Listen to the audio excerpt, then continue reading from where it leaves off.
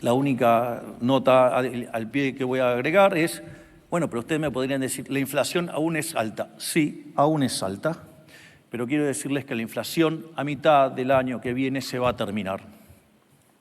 Y básicamente es porque la política monetaria actúa con un rezago que oscila entre 18 y 24 meses. Nosotros hemos fijado la cantidad de dinero a mitad del año pasado. Eso quiere decir que la inflación tiene fecha de defunción y es a mitad del año que viene. Así es que ahora es el momento de empezar a pensar en crecer. La palabra del presidente Javier Milei en el tema y en los términos de la inflación. Pero habló de muchas cosas, fue una exposición bien larga. Ahora te va a contar Marcelo Torres dónde lo dijo y lo otro que dijo, que no hemos seleccionado en este tramo, sino que lo hemos reservado para este otro. ¿Sabes, Fernando, que hoy Milei habló como pocas veces lo ha hecho en el último tiempo? No es que no lo haya realizado.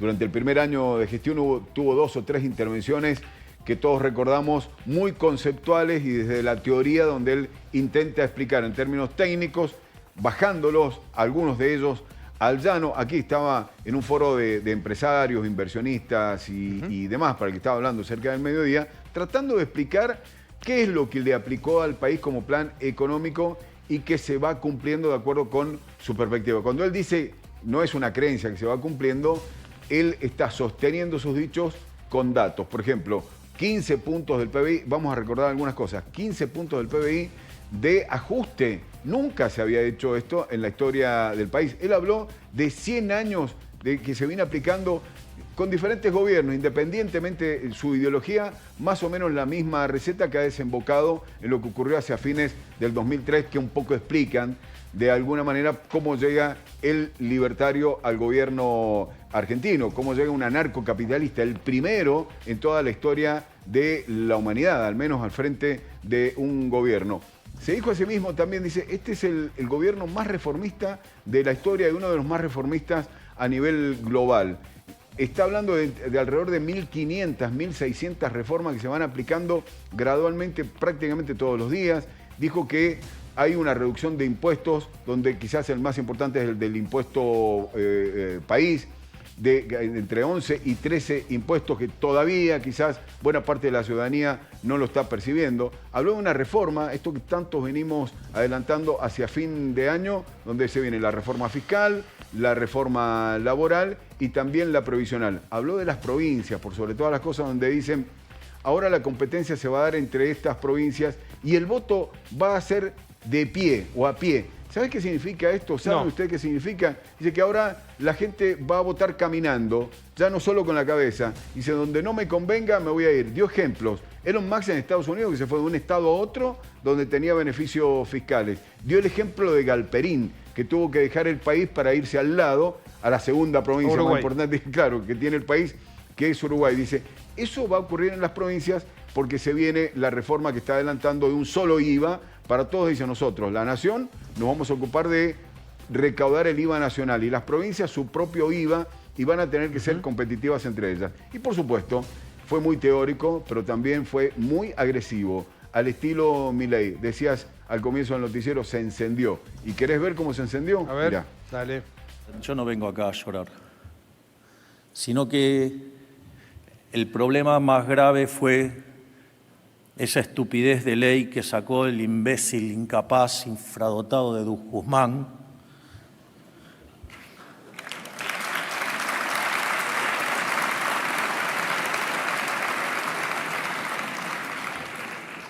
que obliga, digamos, a tener que pasar un programa del Fondo Monetario Internacional por el Congreso. Es decir, el lugar donde están los degenerados fiscales. Fruto de la maldita ley Guzmán, nosotros el 1 de marzo anunciamos que íbamos a hacer un programa con el fondo, que íbamos a sanear el balance del Banco Central, algo que no pasó nunca en la historia, porque antes no estaba esa restricción hasta que la puso Guzmán.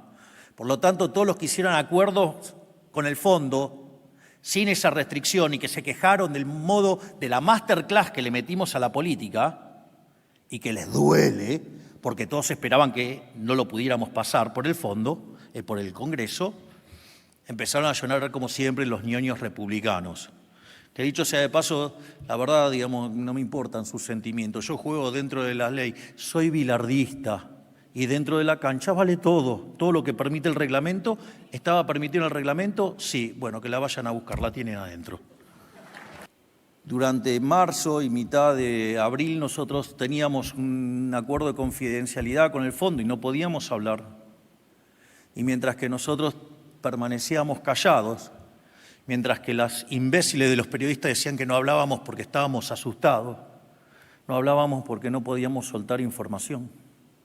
Y eso, digamos, todos los enemigos de los argentinos, porque ya no es un problema de que sean enemigos del gobierno, sino que son los enemigos de los argentinos, los que han lucrado durante los últimos 100 años con este modelo empobrecedor, ya sea los empresarios prebendarios, ya sean los políticos corruptos, ya sean los periodistas ensobrados, ya sean los sindigarcas o sean los profesionales funcionales a este conjunto de hijos de puta que cagaron el país.